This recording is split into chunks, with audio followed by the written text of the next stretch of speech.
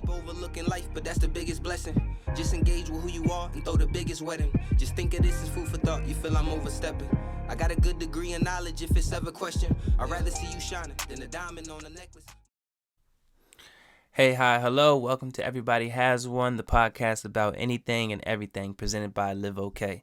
LiveOK is centered around promoting mental health awareness. Visit shopliveok, that's SHOPLIVEOK.com, where the proceeds go towards making a difference. Now let's get into it. Everybody, welcome back to the Everybody Has One podcast, the podcast about anything and everything. This is episode 7, and this is a special episode. I'm recording this episode interview with my brothers. If any of the voices sound familiar, the intro and outro song is done by the person on the bottom, if your orientation is right, my middle oldest brother. Um, and as always, we are drinking on something, and today we're drinking on Sable. It is a bourbon whiskey created by the uh, cast of The Best Man with Morris Chestnut and Taye Diggs. So I just decided to give that a try. But we're going to get into it. If you want to introduce yourselves, y'all can go in order from oldest to youngest. The oldest, my name is Darnell, 34, like long walks on the beach.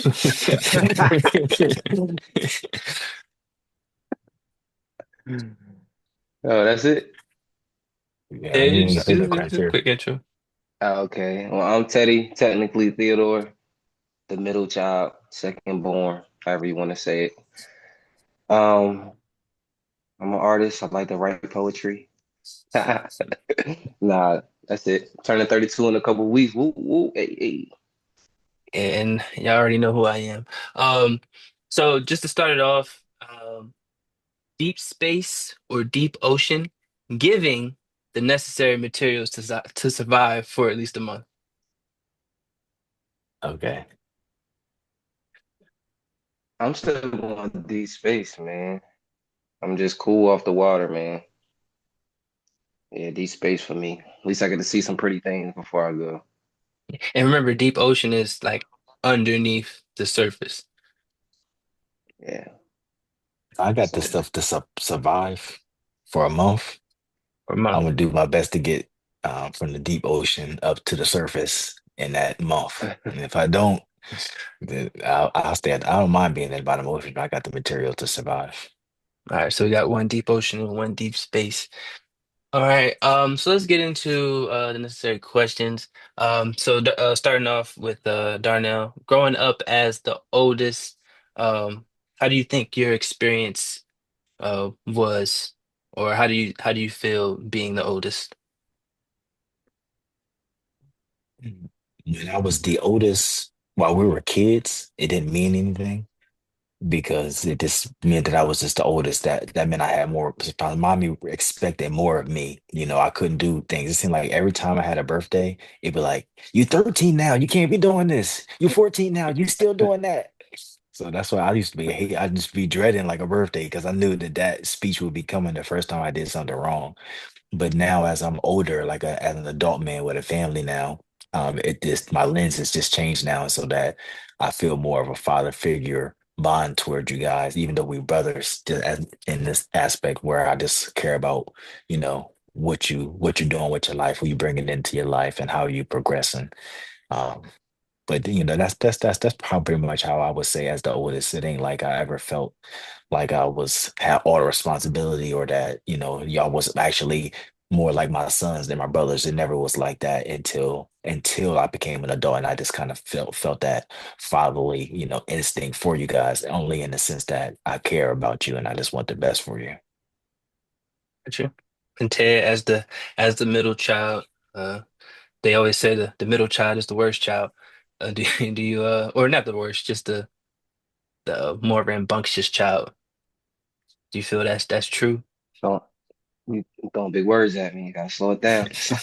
Nah, nah, I don't know. I ain't never felt like the problematic child. Like I feel like I was the problematic child, but I wasn't like a problematic child. You know what I mean? Yeah. If that makes sense.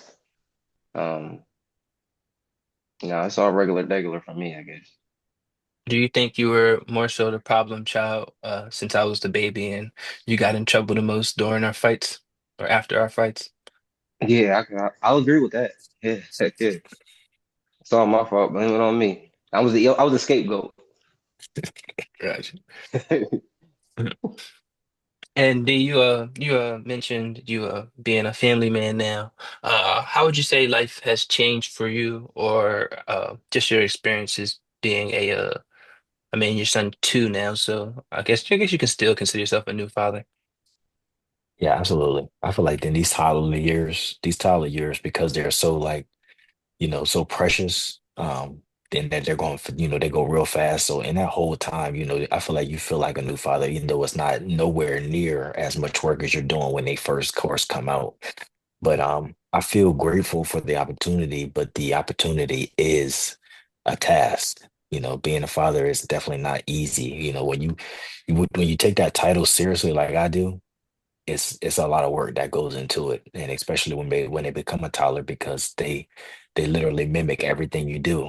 So if I raise my voice at my wife, or if I slam a door, or even if I just smack her butt, all that kind of stuff for him is translated. Like, he translates that, and he emulates all that kind of stuff that I do. So it's great. It's a great thing. It's a gift and a curse. No, not I guess not curse is the wrong word, but it definitely has its downfalls. Because I don't have my village as close as I would like to be. We're all spread out. So if my village was closer, I feel like it'd be a little bit easier. But the process is a beautiful one. Being able to see him grow from a little white baby to this little brown skin bundle of joy. Yeah. But it's definitely a journey. It's a process. I'm glad that I have a partner with it. I always when I was in it with y'all, I always thought, this is mommy doing it. I don't know how she's doing it, or I never even thought about how she was doing it. But now when I look back at it now, and she did it with three of us by herself, I really don't have no idea, because I have a whole wife in there, and I still be like, this nigga gotta go. So it'd be Yeah, crazy. I don't, different times, but I guess, she's strong. Women are strong, especially black women. yeah. I understand that, and I was doing not really research, but learning something the other day where it said I think it's ages 2 to about 5 where they just start mimicking the parents. Everything you do, they start doing. Uh, even calling like your girlfriend or wife Bay, they start calling them Bay instead of mom. But uh, kids are a crazy thing. Ted, I know you don't have any kids, just like myself. Um, do you feel like you're ready to have kids? And me speaking personally, I think I'm ready to have kids, but I want to have a kid with the right person. I don't want to have uh 15 baby mamas. So do you feel like you're ready for a kid, or are you just waiting for that right person? Yeah, I think mentally, physically, I'm ready, but financially, I don't know if I'm there yet, man. Cause like being able to support yourself as a single dude out here is rough. You know what I mean? It ain't easy. But yeah, I think I'm gonna be a good dad. So like I'm in that aspect, I'm ready to have kids because I'm ready to just share my experiences and teach them the things I've been taught or that I've learned, and send them on their path, watch them grow and all that good stuff. But and definitely I'm waiting for the right person. But at the same time, I'm becoming a little older, so like the right person just may not be around too soon, and we might have to go the other way and just go ahead and call up that slider like, yo, let's go ahead. I Nah, be I be feeling like that sometimes. I know I'm not actually gonna do it, but I be feeling like that sometimes because I want to be able to, play basketball or football with my kid. I don't want to be no old parent. I've met some people with some old parents. They really can't do nothing. Um, so I want to have one soon enough so that, when they're around our age, we can still, well, not our age now, but when they're in their like high teens, 20s, we can still do some activities, um, get around, run with them. Um, but I'm with you just though. for, huh? I'm not But don't rushing. I'm not rush. rushing. Yeah, I'm not rushing. I'm not yeah. Just rushing. say shit. You gotta take all the time you need. I'm telling you. I feel like I said that. I feel like we always ask for what we want. I always wanted somebody to be able to go to the movies with, and then I got Charvet and had her for a little while, and I wanted a family. Then when I got the family, my pockets was like, nigga, think about it. Think twice. You sure you want to do this again? Yeah, that financial aspect is crazy. Yeah, bro. Uh, I just realized when Hendrix go to school, we'll save $10,000 a year. We pay $10,000 a year in daycare, and that's really probably the minimum, because we pay like almost $200 a week. yeah, That's and like the it's Mm. minimum. and it's probably going to be saving more because inflation and everything, prices going up. So you might be Yeah, bro. saving 10 now, which might turn into 15 when he's actually going to school. 10,000. I think you use that on the down payment on a house. Yeah. No, that's Um, But for the public's awareness, um, my older brothers have the same father. I have a different father. So going into my next question, which still pertains to fatherhood, do you feel like not having an active father uh, in your life uh, changes the way that you want to parent, or would you model, or do you model your parenting aspect? Uh, as after some of the father figures that may have came and gone in your life. no, you got a kid. Go ahead, I'll let you answer first. I think that I didn't even realize it right until you just said, that we got a different father. And of course I know that, but I just really thought about how the fact that Big Thomas was a real good role model for us. Like I didn't think about it until just right now. Like, but him picking you up and the bond that y'all just seeing y'all had that. I know thinking as a kid, I was envious of that. And I love that Big Thomas used to take us to the movies with y'all. Like he wouldn't just come and get you. He would take us with him, whether y'all was going to Chuck E. Cheese or what a skyrocket or whatever the case, he would always, not always, but he, if he was coming down and y'all wasn't staying the, weekend with him, he would take us with him to the movies or whatever the case may be. He took we seen Hard Knocks together, and I'll never forget that. Like, it was my first time ever crying for a movie when G Baby died. Yeah. And Big Thomas took us to that movie, and I'll never forget that. And I definitely appreciate that. So between him and Poppy, those were really the role models I had. We came across some more as we got up, grew up, but those were the kind of two main ones for me. And so, um, the absence of my father definitely presented a void for me. So I know that that's not what I wanted for my son. So, that alone was the fuel enough for me. And I'm just thankful that I had, a couple role models to show me, because half the battle with parenting is just showing up. Mm. If our dad was still who he is, but he just showed up to events and showed up, to talk or just showed up just to be there, he could still not be a good person or maybe a good man, but maybe he could still have a relationship with us if he just kind of showed up. And so, not for me, my motto was just kind of like showing up and I'm gonna show out, I'm gonna be there for every event. I'm gonna push you into everything, I'm gonna let you do your own thing, but I'm just gonna be there with you. It's never gonna be a question of is my dad gonna support me or, I wonder if my dad's gonna come. Like one of my what hurt me, like when we went to Poppy's funeral and I seen you get to embrace your dad at the casket, like when we put him in the ground, that don't hurt me a little bit because I was like, I would like to have somebody to embrace like that. I was a little bit envious at that moment, so I know I would never let Hendrix go through that. And Ted, before you answer, just two things. Um, uh, see, I lost my train of thought, but um, kind of piggybacking off what you said, being present is the I'm not, I mean, obviously I'm not a father right now, but being present is, I think, the key aspect of fatherhood. I talk to my stepbrother a lot about you know his situation. He has two kids and uh, whatever you want to call his baby mama at the moment. I'm not talking bad on her or anything like that, but his biggest thing was wanting to stay with her because he wanted to be a better father than his father was. And I was like, as long as you're present, that's all that matters. I mean, my dad wasn't with my mom, but I'm at his house right now. So, like, he's still present. As long as you're present, you'll be a great father. And as long as you try to be a great father, you'll be a great father.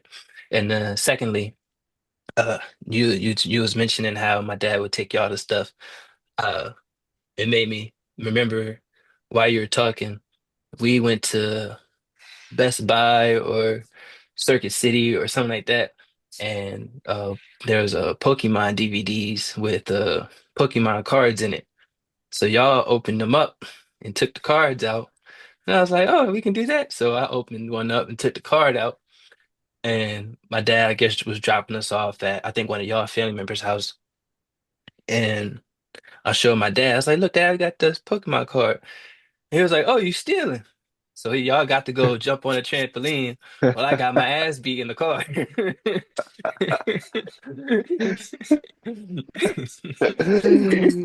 Oh, that's funny. I didn't know that. Yeah, I didn't Yeah, know that either. And I feel like I remember stealing the Pokemon cards though. I feel like I remember what they look like. yeah. Open up the new Pokemon DVD, and there was a card, and I got the whooping. He was my dad, so he can't beat y'all. You But know what Ted, though? go ahead. Um, I probably took a lot of the brunt whoopings for you too. So you know, at least Hey, you got to even know out. how I felt for a little bit. Heck, no, it ain't even out. At least you just got to know what I felt for a little bit. Uh, But now to answer your question, um, I feel like when with my father not being present either, like I don't want to parenting wise, I just don't want to do anything, won't be anything like him. To be honest, like I mean, it really ain't got nothing to go off of to further, but I just know do the opposite of what he did. I think I'll be straight. And then from the mommy side, like yeah, I want to be loving and stuff like that, but I feel like mommy didn't really, mommy wasn't too like I don't want to say like sensitive, but like it's like we ain't like she didn't like hug us and kiss us a lot. What's the word I'm looking for? affectionate Yeah, yeah. I don't think she was or as coddling? affectionate. Either one, I guess. Okay. Just to me, it don't seem like she was as affectionate.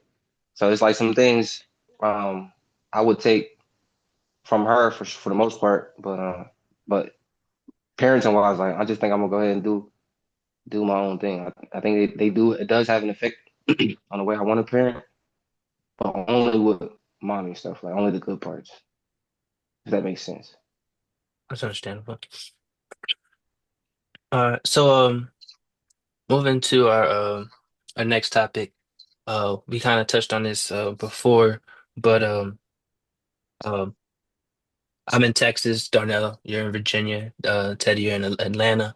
Uh, how was life like leaving Delaware? How did you come about choosing your prospective cities or states, and do you plan on remaining there for the foreseeable future? Okay. I got down here because mommy moved down here 6 months later. I mean, 6 months after I graduated. And it was like, I already told myself since I was a kid, like, after you graduate college, like, it's over for Delaware. Like, go ahead and get your mind right. Because we going. I don't know where we going to go, but we going. Mommy moved out here, came and visited, came to visit. And I was like, yes, it just felt like home. So I was like, yeah, I'm out. And something happened at back at home. So I just came back. When I got back, I was like, all right, mom, I got to go. So got that in motion, and I've been down here ever since. And I actually do like it though. I like it a lot. I don't know why, but I like it a lot. Like I don't do too much partying and going out and all that good stuff that Atlanta got to offer. But I just like the little vibes, and I do plan on seeing myself here for a little while. I don't think I'm gonna find my wife or my girl here, but I think I'm gonna rock out for a little bit. Darnell? I know I came here. I came Virginia by way of you, Thomas, because you came to the Navy. And I told you I don't know where I would be if you had not said, let's come over here. I feel like I probably would have ended somewhere in the South because of cousins to school. Like when I was in school, I rarely went home. Like after my first year in college, I went home that first year. But after that, I always figured something else to do, whether it was an internship or going to a, Lion Brothers house for the summer times. Um, and Virginia has treated me well. Like, coming fresh out of college, I came out here maybe like 2 years after college, graduating college. And so I had a little in and out jobs, but I finally got some stability. I've been able to build a career, and so I'm really I do love it here. But my spouse now, she's been here for a while, so she kind of wants to spread her wings a little bit. So we're looking at like, same kind of area, but just more like outside on the outskirts, not some more city now, a little bit not country, but enough like a good sized yard, where Yeah. you gotta walk a couple paces to your neighbors instead of just walking outside and being able to walk 2 feet next door and talking to them. So that's the plan.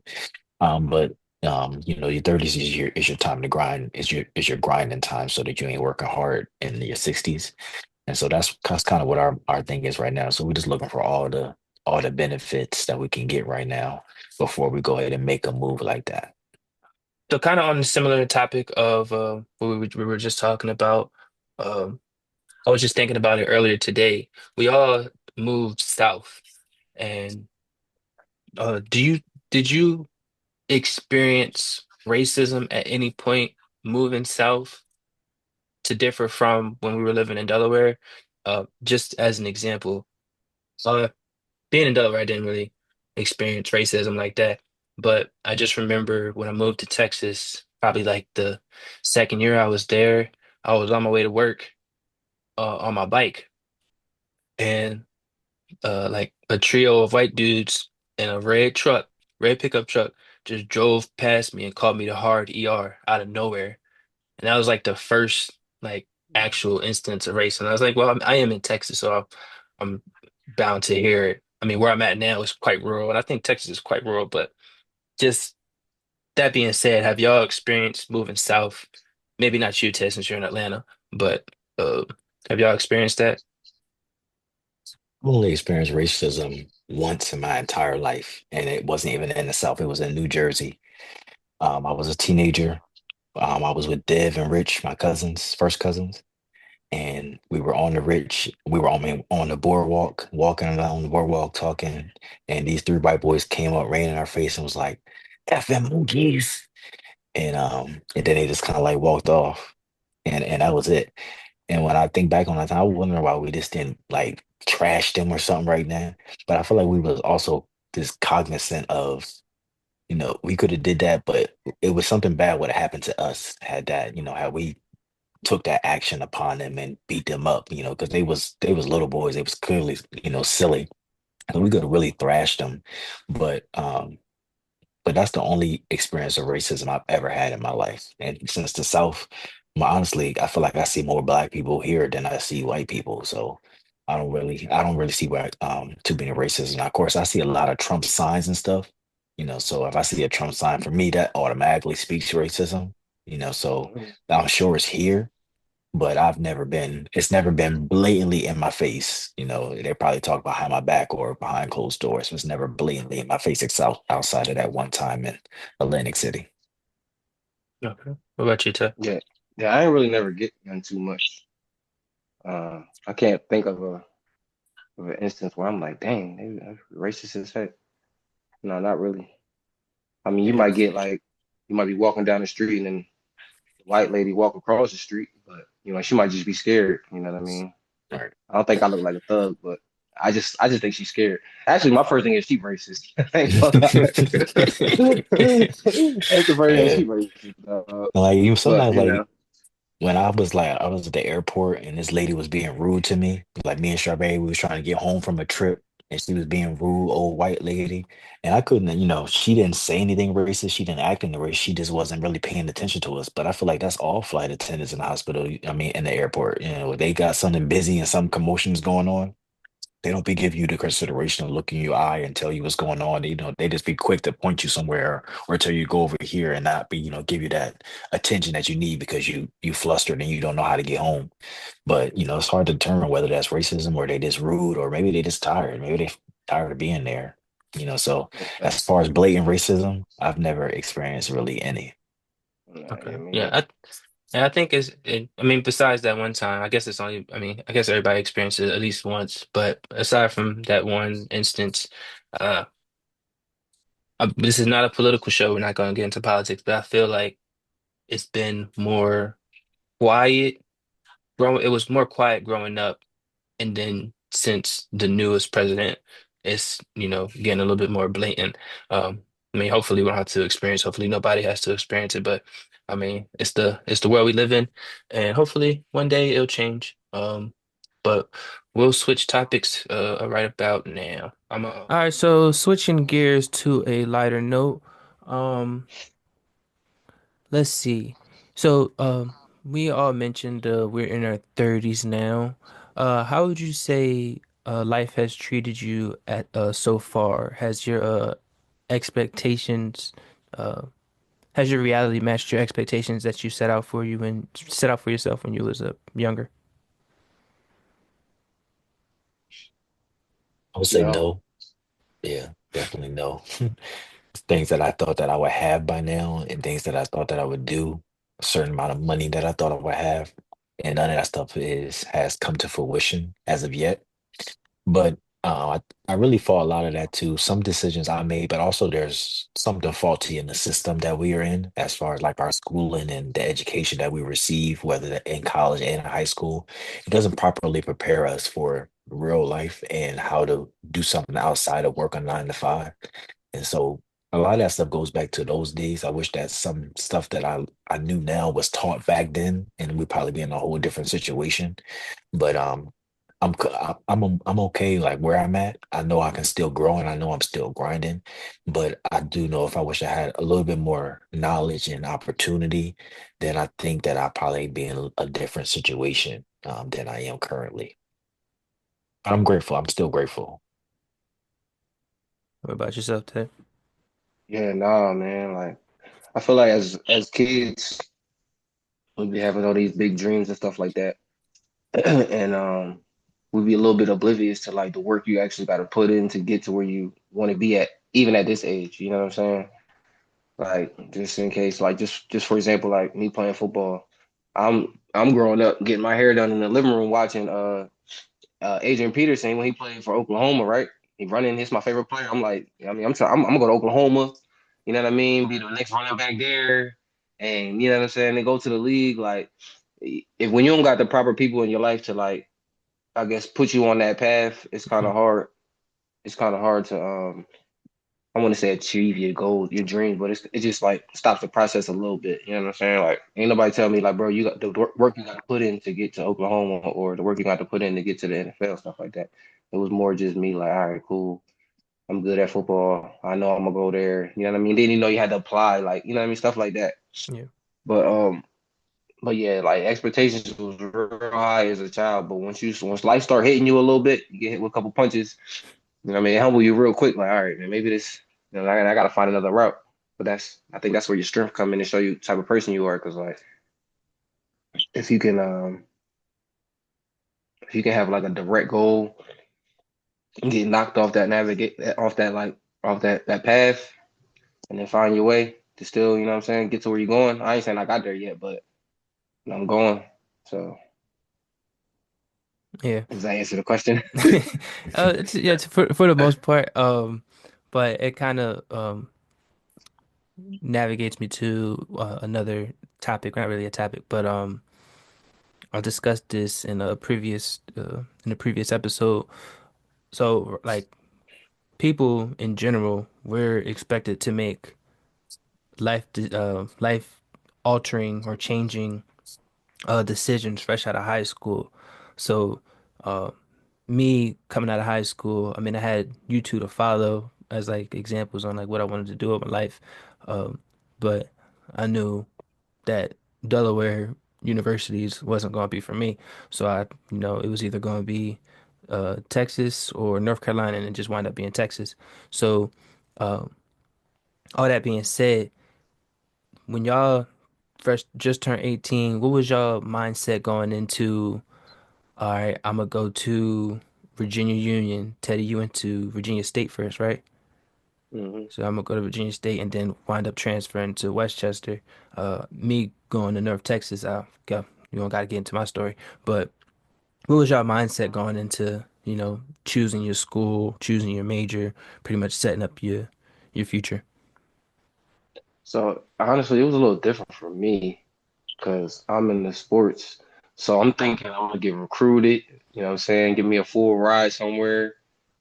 But I ain't gonna put this on my coach though, but I feel like he was just pushing me to be something that I really wasn't planning on being my full career.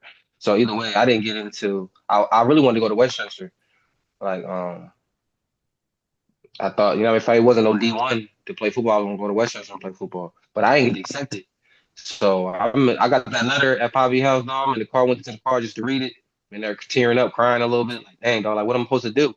Told mommy, you know, she got right to it. Boom, boom, boom, boom. Started applying to different places.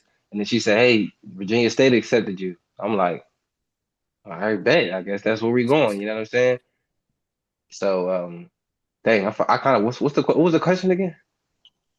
How did you go about picking your Oh, okay, school? all right, yeah, Yeah. yeah. So that basically, yeah. So I only went to Virginia State, bro, because they accept that was the first school to accept me that I applied for. Because I didn't apply to no schools for I'm thinking I'm just gonna get like recruited. So that's to tell you how young minded I was at the time. Like I ain't even thinking about the process you got to go through to actually get into schools. Even though they teaching you in school, I'm not really worried about that. I'm just worrying about what I'm gonna do at that school. You know what I mean? Yeah. So yeah, with that, and then with my major wise, I always been able to draw. Always been an artsy type of guy. So I just went with the easiest thing I knew how to do that. Because I didn't. I'm not saying I'm the best at the school. I wasn't the worst, but it got harder as you got older. You know what I mean? So like, them college courses ain't no joke, and I ain't about to take business or psychology when I don't feel like I'm gonna be able to handle that workload. You know what I mean? Mm. So I went into the fine arts. And I mean, I ain't been able to use my degree right now, but at least I got it. You feel me? Hey, you could be an art teacher if you want. Yeah, I could. What You about might you? should look into that too, bro. You might be a good art teacher. I Yeah. don't know, bro. I don't fool with the kids like that. Especially we gotta be a certain age. But then I can't handle the age. They too young and not doing it right. Because I'm like, I don't. My patience ain't at the level. Like, come on, bro. Then I don't want to mess with the older kids because it's like I don't know.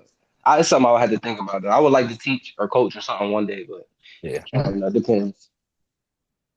Yeah. For me, Tom, I was in a program called Delaware Futures, and Delaware Futures was a college preparatory program. So I did a bunch of college tours. I did a bunch of stuff preparing to go to college. So I was exposed to, what that life was supposed to be, how you're supposed to get there. Now, what I did know is that Delaware Futures guaranteed me a scholarship if I went to a certain type of college. But only they only had scholarships for like one person. So, like, for example, let's just say I wanted to go to University of next North Texas, but if somebody in my class had got accepted to University of North Texas, then they would have got the scholarship. If they got accepted first, they would have got it, and I wouldn't have got it. Mm. So, um, with I didn't know that until kind of like the end, honestly. And so, my options were few, and I didn't want to go to nowhere in Delaware because I felt like whether I went to University of Delaware or something like Delaware Tech, it was going to be like 13th grade. I was going to know everybody I had just came out of high school with, and elementary and middle school with. Mm. Yeah, So I facts. wanted to get out of, at least get out of that. And so Virginia Union, they actually sent me something in the mail. I didn't even apply, honestly. They sent me what was called a champion application. I was already approved because of my grades and whatnot. And so my mommy we got this thick envelope. We was reading it, going through it, and I was like, you know what? Because I had not really applied to a whole bunch of colleges. Because I had already got accepted to all the Delaware ones, but I didn't apply to a lot of out of state ones. But Virginia Union was like, you already accepted. And so we went there. So I sent the money, went there, and I definitely don't regret it. I had the best college experience I could ever imagine. Like I told you, I would do it all over again. But I just wish I had more knowledge going into it, like, because like I said, there's something wrong in our system of America where we just go into school. Like school is preparing you to work a 9 to 5. 9 to 5 is preparing you to work that all the way till you 65 or 67, and then you're supposed to retire and die before you're 80 years old. Like that's not no life for real, for real. Yeah. And so Crazy. there needs to be something different. Something should have been taught differently to me. Um, in that time span, even in college, like I'm in college every, in a 4 year, supposed to get a degree. After this degree, I'm supposed to be so much more smarter than that, but nobody is teaching me about investing stocks or real estate or how to become a millionaire or something as simple as, hey, a life insurance policy can help you do this or do that, simple, really the simple things. Life insurance, you're not thinking about life insurance between 20 and 24 years old. You really probably don't even have the money for it. But at least I would have known it, if I got $50 or I got $10 to put in there until I got my career and then I can put my $100, that would have been good information to know, because imagine had we had life insurance policies that we've been putting $10 in since we was 20 years old, Mm, and we was able to put, more as we got older because we start having jobs, we start having a little bit more money, start being able to make more wiser decisions. So like I don't fault Virginia Union and I don't fault like McCain or nothing, because this the system they just going through the what they're supposed to do. But there should definitely be something, there needs to be knowledge needs to be presented for us to be able to soak it up, even with like my extracurricular activities, nobody is teaching you the things they need you to know. They just teach you the stuff to go to college, and college is not the end all be all of becoming, famous or becoming a career person or having, millions of dollars. It's not the end all be all. It's definitely, I feel like it's a definitely something you should do because it broadens your horizons, meeting people from new people, being able to communicate. It gives you a bunch of skills that I think that you need to have, but it's definitely not the end all be all when you talk about having success. yeah. Um, just to piggyback off that, like I completely understand that. And I think we discussed it before. I think there should be a high school class. Yeah, definitely a high school class because not everybody goes to college. Just a class at in your senior year, just called life. Just throw life at you for Right. a good semester or two, just so it can prepare people for what they're getting into. Uh, you spoke on this before. Everybody should, at least have some type of trade under their belt, because trade's not gonna go away. Your computer science degree might go away. Uh, shoot, even doctors might go away at some point with the upgrades to technology. But just have a backup plan. Well, not really a backup. Well, you have a backup plan, but I think just life should be taught. Because especially, well, piggybacking off that, life should be taught. And the beauty of college is the networking aspect. Because when you get to that, like when you're trying to get into a career field, it's all about who you know, not what you know. I could have 80,000 certificates, but shoot, if the CEO's nephew wanted the job I want, the CEO's nephew probably gonna get the job, and that definitely plays to nepotism. But nepotism is everywhere, in sports and companies. They're getting rid of DEI, and DEI was it's not a black thing. It's just to get the right people in. The right role and not just predominantly uh, blonde hair, blue eyed white males. But I digress. We're not gonna get into politics. Um, but yeah, so they should teach life. And moving into our last subject. So the purpose of this podcast, um, everybody has one presented by LiveOK. LiveOK is a small nonprofit company that I created, centered around promoting mental health awareness. So the main purpose of this podcast is to have people come on and just make sure that they're okay, provide some non-professional therapy. So to start with you, Darnell, um, how do you deal with loss, life's ups and downs, and being okay?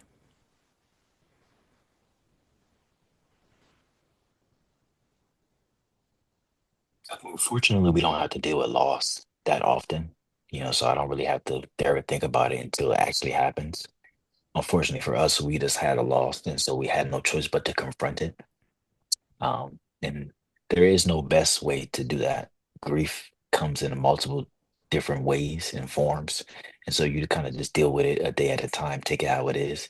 The only thing that helps is time, in my opinion. E- Even filling your mind with the good images and good thoughts and stuff like that, it still hurts because you got the person on the forefront of your mind, even if that thought is a good or a bad thought. The only thing that kind of heals that wound is time.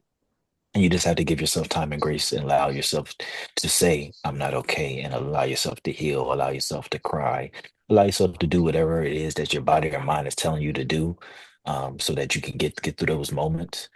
Um, but as far as coping, I just gotta, for me, it's about finding what makes me happy. So I'm a tinkerer. I'm a a little bit of creative. So whatever I feel like calling me at that time, whether that's baking some cupcakes or going out there and changing the oil or going up there and trying to make some type of art project out of popsicle sticks, whatever the case may be, it's going to be something like that because those creative juices get my my positive endorphins flowing, and I get happy when I'm doing that kind of stuff.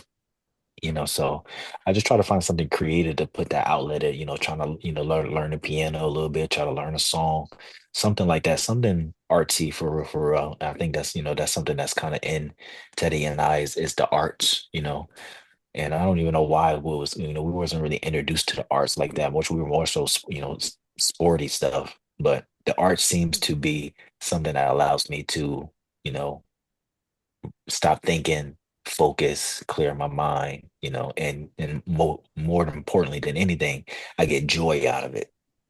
So I'm able to do that stuff. I can't wait for an opportunity where Hendrix is old enough so we can actually do some projects together, like some Legos or, even if yard work or whatever the case may be, me showing him how to change oil.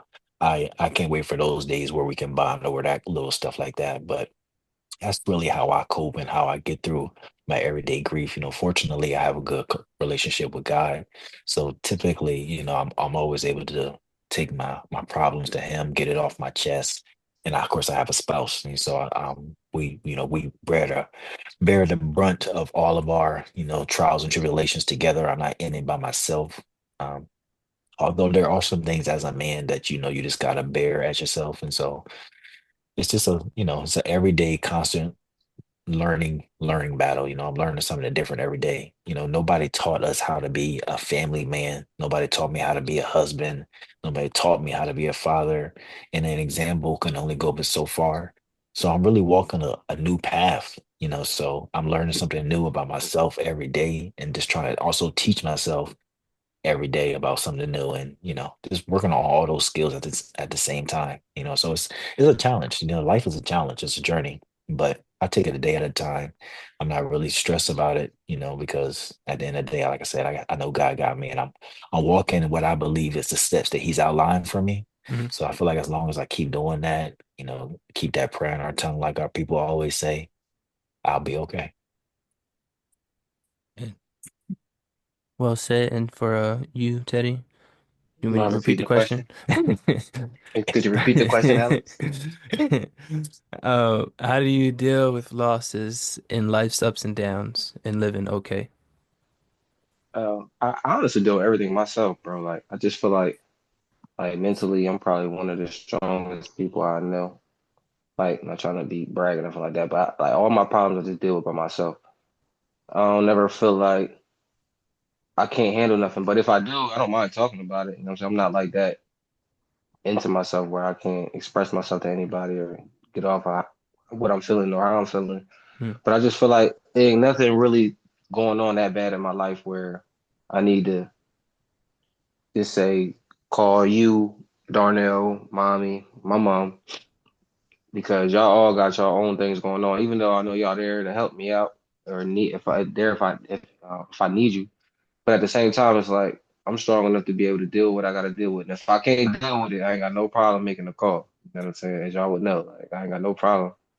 But for the most part, through everything, like even as a child, like stuff I didn't know, I wouldn't go ask nobody how you do it. I used to ask a lot of questions, dog, like which was good. Like you asked a lot of questions. Me, I'm not asking no questions. I'm gonna look, I'm gonna observe and figure it out myself. Hmm. That's how I Exactly. always been. I don't know why I'm like that, but like that's just how I am, and that's how I am like to this day. I'm not gonna ask nobody unless I really, really need to know if it's for something important or something like a deadline I gotta meet. But if it's something I can learn on my own or I can help myself with on my own, that's the route I'm taking every day, all day.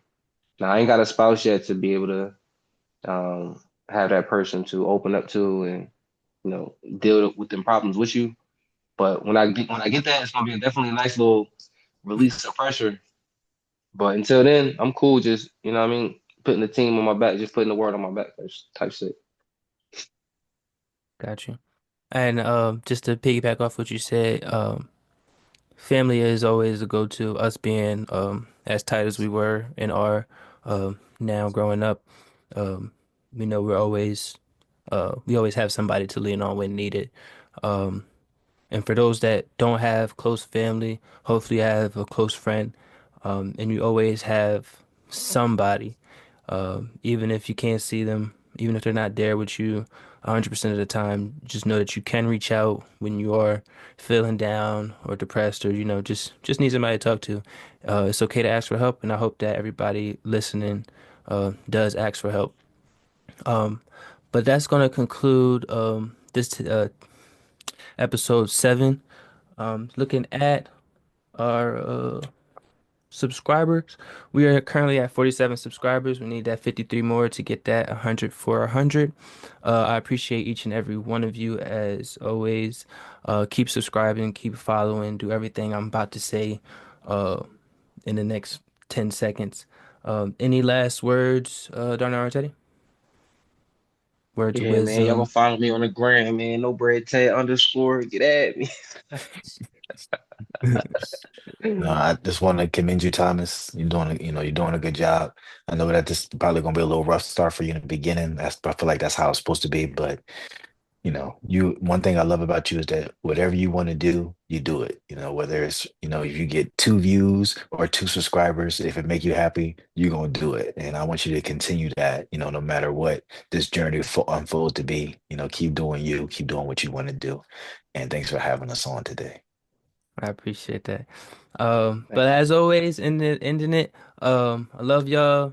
As my brothers, I love y'all, and as my followers and subscribers, and just people who support me, I appreciate all the support. Um, just to leave y'all, I don't have. I was gonna have an ending quote, but I can't remember it, so I just give it to y'all next time. But appreciate y'all. Love. I got one for you. Oh, You miss 100% of the shots you never take. Mm. 100%. All right, we'll You leave remember you with bumper that. pool? We'll, we'll, we'll, we'll, we'll leave you with that. All right, y'all. Thanks for listening to the Ramblings of a Madman. If you want to come on and have a conversation, feel free to message me at the email in the bio. I'll get back to you as soon as I can. I'm here not to influence, just offering a different perspective. Life is about choices. It would be great if you choose to like, share, and subscribe. Stay safe and be great. Love. Excuse my language, I'm just feeling dangerous. Yeah, and shit ain't perfect, but ain't no complaining. I know my shit is different, I just can't explain it. Food for thought.